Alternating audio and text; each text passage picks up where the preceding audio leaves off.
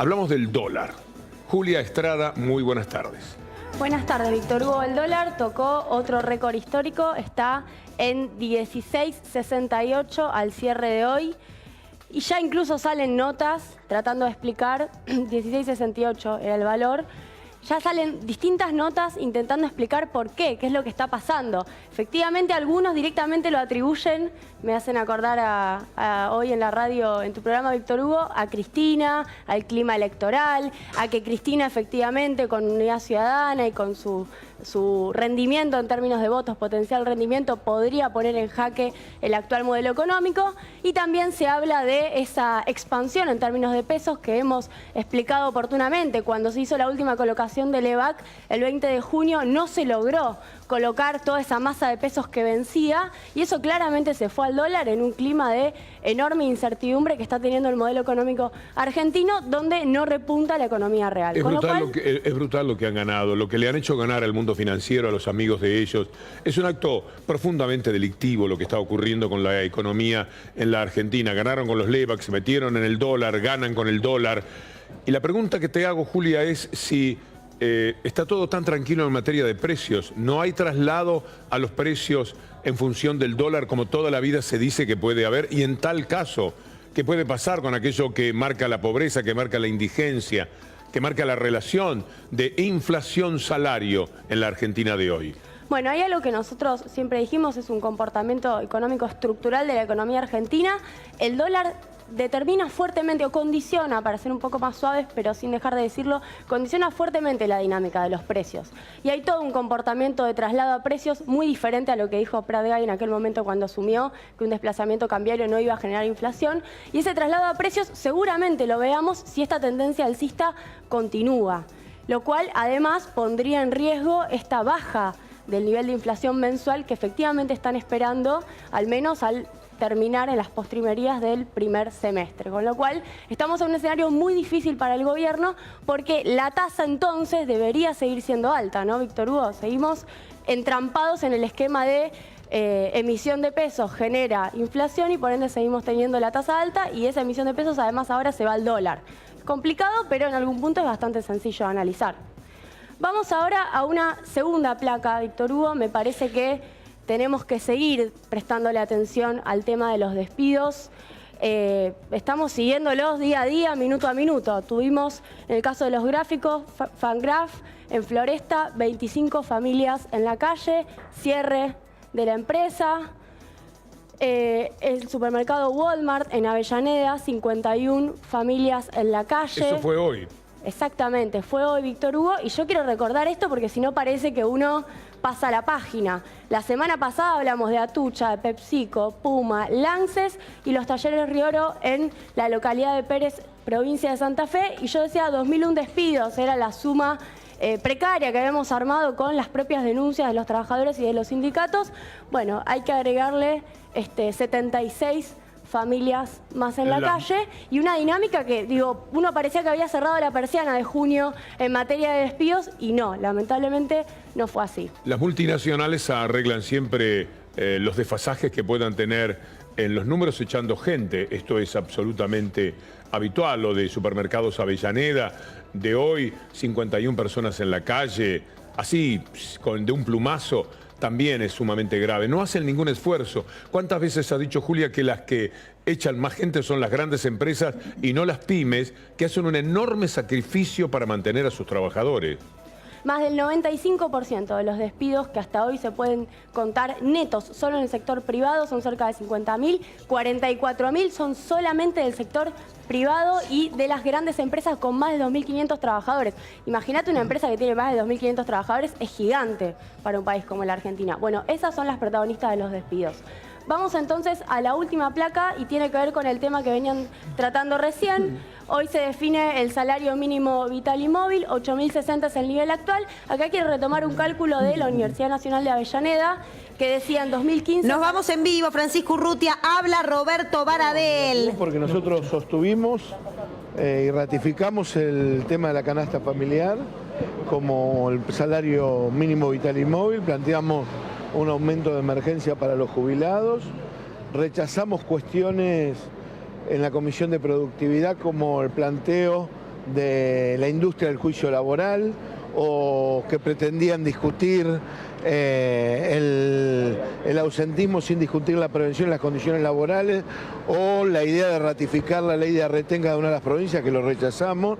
Así que hemos ratificado esto y hemos planteado también que las organizaciones sociales, como la ley de emergencia social ata el ingreso que tienen al Consejo del Salario Mínimo Vital y Móvil, que tengan participación según lo solicitado por la CETEP. Así que bueno, creo que las tres centrales nos hemos mantenido en el tema del salario, de la línea de pobreza, de la canasta familiar, y por eso rechazamos la propuesta. Es una propuesta, 9.700 pesos recién en julio del año que viene. O sea, dentro de un año, el 20% dentro de un año, los sectores más desposeídos, los que menos salario tienen, es absolutamente inaceptable. ¿Cómo sigue Roberto Baradel? Y ahora sigue, de alguna manera el Ministerio puso como resolución de que la Presidencia iba a tomar una decisión, así que suponemos que va a ir a un laudo. Nosotros, en base a eso, obviamente seguimos ratificando que el nivel de salario mínimo tiene que estar en la línea de pobreza, tiene que estar en los 15.000 pesos aproximadamente. Si esto no es así, se mantiene la posición que el sector empresarial dijo, no se sube a un valor razonable para que de alguna manera resuelva este punto, seguramente estaremos discutiendo qué medida tomamos en respuesta a esta decisión, que va a ser unilateral de parte del Gobierno Nacional. ¿Una nueva reunión? No, lo que hay fijado son audiencias para las otras comisiones, que también son sumamente importantes, como la de productividad y la de empleo, que hay una para la fecha del 17 de junio y otra para el caso del 19 de junio, pero en el tema quedó la Presidencia para resolverlo, o sea que se va a repetir, creo que la tercera vez en la historia desde la apertura de la democracia, que el Gobierno Nacional va a resolver unilateralmente este tema del salario. Dos cuestiones más. Lo hemos planteado todas las centrales sindicales, el rechazo a que el salario docente sea parte del resultado de la discusión de este ámbito. Para eso tiene que convocar una paritaria nacional.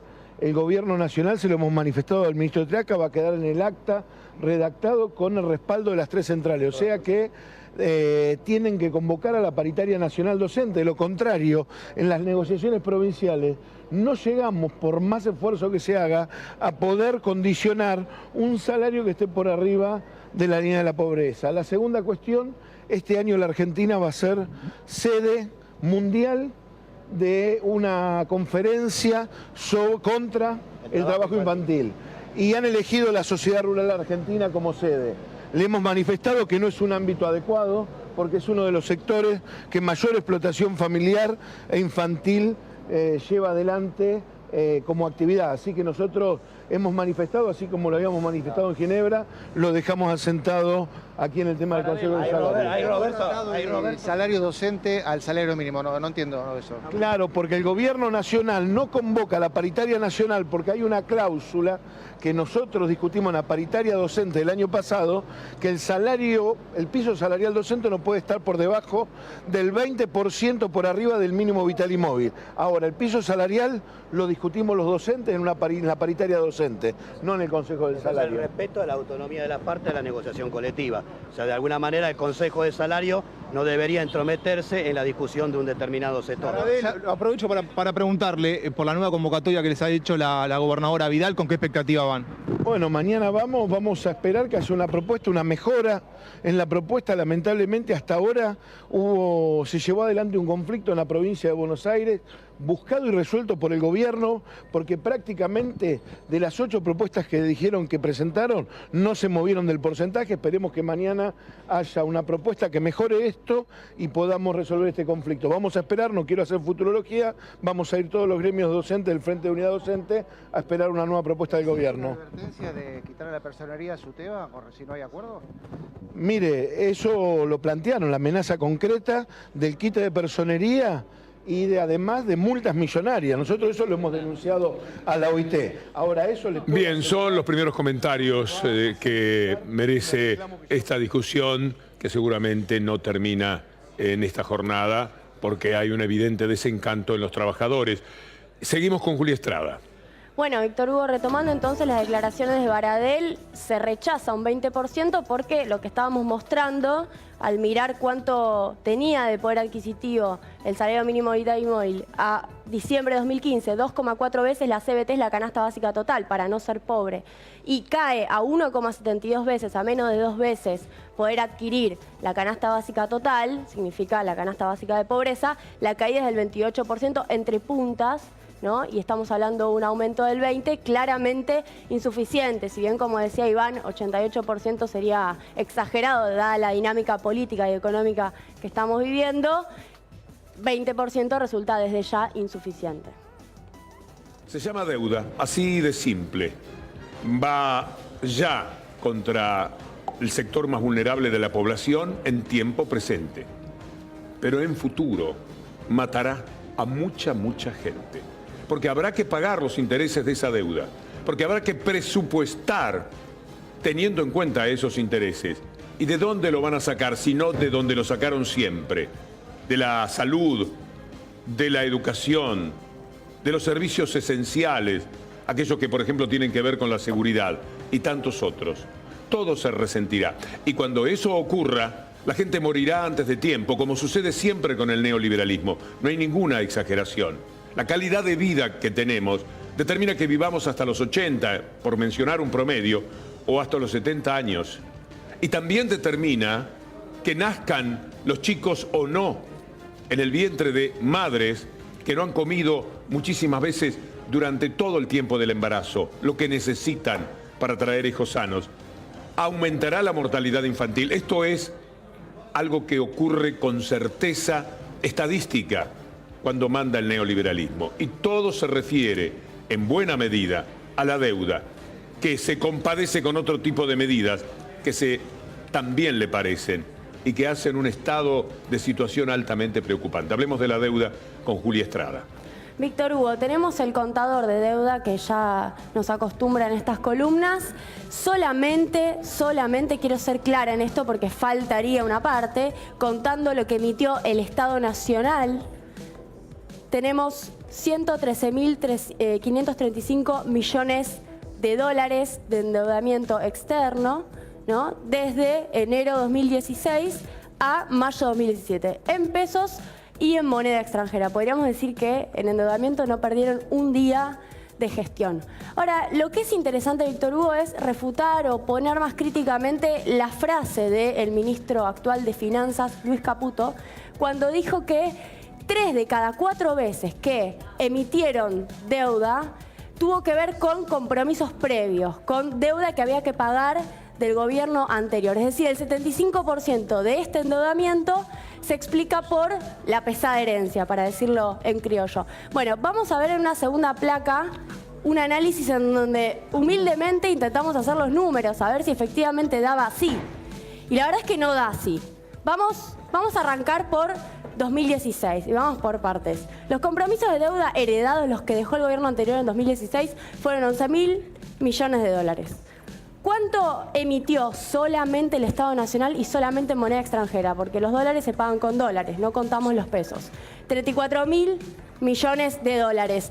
Entonces, ¿cuánto da la relación deuda emitida y vencimientos? Bueno, emitieron casi 3 veces lo que necesitaban. Debe decirse, Julia, que por otra parte se toma deuda para pagar cuando antes no se tomaba deuda para pagar. Yo me acuerdo perfectamente del Bodén 2015, que se pagó con reservas del Banco Central, es decir, se pagaba con lo que generaban los argentinos. No era necesario salir a pedir otros 6.000 millones para seguir contrayendo más deuda y pagar aquel Bodén. Recuerdo perfectamente que esos vencimientos se pagaban con dinero genuino, no con dinero de deuda como pretende decir Caputo para justificarse injustificablemente. Es así, Víctor Hugo, porque si no lo decimos, como bien acotás, parece que la deuda solo se paga con deuda y la verdad es que siempre está la otra posibilidad, usar dólares genuinos del saldo comercial. Sigamos entonces, si hacemos la ecuación Luis Caputo, la verdad es que solamente el 34% de lo que emitieron en 2016 fue a pagar vencimientos anteriores. hacemos el mismo cálculo para 2017, solamente el 49% es un poco más elevado porque es uno de los años de mayores vencimientos, 2017, pero solamente la mitad fue para pagar compromisos anteriores. Vencen este año 17.000 millones y hasta junio llevan emitidos 35.000 millones, con lo cual ni siquiera acabó 2017. Si hacemos el acumulado, bueno, da que el kirchnerismo, el gobierno anterior, deja 30.000 millones a pagar, pero ellos emiten 70.000 millones, solamente en dólares. Por ende, más de 2 veces y por ende un 42%, no un 75% como dijo Caputo, un 42% de lo que emitieron va a pagar deuda previa, deuda heredada. Ahora sí vamos a la última placa, porque la gran pregunta es qué se hace con la plata de la deuda, ¿no? Porque si no, parece que acabamos en el contador de deuda. Bueno, volvemos al total, 70.524 millones de dólares. ¿Cuánto se fugó? 20.116 millones de dólares. Ya tenemos una parte muy relevante que no está más. No está, digamos, no es propiedad de los argentinos, es propiedad de privados que se la llevaron. Compromisos heredados, los 30.000 millones que dijimos antes. ¿Y cuánto incrementaban las reservas? Uno se preguntaría, ¿por qué las reservas no aumentaron entonces 70.000 millones y todos los argentinos tendríamos 70.000 millones más? No, las reservas aumentaron solamente 21.000 millones. Entonces, con esta sencilla cuenta que tiene un montón de agregados en su interior, tratamos de mostrar cuáles son los usos de la deuda, sobre todo con un gobierno que dice que hay necesidad de construir, de hacer obra pública. Bueno, no parece que es uno de los destinos prioritarios. Gracias, Julia. ¿Algo para decir sobre Caputo, doctor Villarruel? Bueno, que finalmente se lo imputó en la justicia federal. Luis Caputo tendrá que dar explicaciones después de aquella denuncia que hicieron diputados del Frente para la Victoria. Y acá aparece la cuestión si es una decisión política, judiciable o no. Pero esto se verá al final. Lo que quiere saber el fiscal Sony es cómo se llegó a conseguir este bono a 100 años, que parece una barbaridad. ¿De dónde nació? ¿De acá hacia allá o de allá? ¿De los inversores hacia acá? Porque ahí podría estar el perjuicio para el erario público. Y el delito que quiere Sony que se investigue, más allá que todavía no tiene los datos, porque ese es otro tema, la justicia no tiene los datos de cómo se llegó a esto. Lo que quiere es que el juez Ariel Lijo pida los datos y van eventualmente evaluar si hay una defraudación a la administración pública. Quiere decir, si el Estado argentino con este negocio, más allá de la decisión política, va a perder o no va a perder dinero. Por eso la causa penal está en marcha. Sabe que a propósito de lo que decía Darío acá con Víctor Hugo, bueno, con Darío lo hemos dicho varias veces que como había sido dólar futuro para el kirchnerismo y Levax para el macrismo, eran decisiones políticas, como decía Darío, de política económica, no judicializables. Yo me preocupé por averiguar esto hoy con la justicia. La justicia lo que quiere saber es si en el prospecto había cláusulas no habituales a este tipo de emisiones que podía llegar a haber detrás de esto un delito en connivencia con bancos o con fondos de inversión. Es decir, no están, porque yo me manifesté abiertamente en contra de esta imputación a Caputo, pero no están judicializando la decisión política, sino lo que puede haber detrás. Y por lo que pude averiguar, el juez Lijo le daría impulso a esta instrucción del fiscal Juan Pedro Sony. No confío en Lijo, lo hará para después decir que no pasaba absolutamente nada, porque no es fácil. Creo que es casi imposible probar ese delito. Los bancos ganan muchísimo dinero y después sabrán perfectamente cómo pagarle a aquellos que hacen los negocios entre la Argentina y ellos para ganar muy buen dinero. Sí, pero si hay cláusulas no habituales, Víctor Hugo, en el prospecto que puedan llegar a formar un perjuicio para el erario público, bueno, ahí hay que ver qué hace el juez, porque tenés dos escuelas. La escuela Claudio Bonadío, que elevó a juicio oral dólar futuro, y la escuela Daniel Rafecas, que sobreselló de la causa. Es decir, ni siquiera le dio un pulso a la instrucción de Paloma Ochoa en la causa de Levax. No sería una escuela la de Bonadío. Mientras sí, tanto, bueno, la escuela de la perversidad judicial. Mientras tanto, lo que tenemos son declaraciones de Duhovne, el ministro que saltó de TN del Mundo Mañeto para manejar un poco más directamente las cosas dentro del gobierno por si hacía falta. Y allí está diciendo cualquier cosa respecto a la deuda, porque la toman, a que no lo entienden, y echando culpas.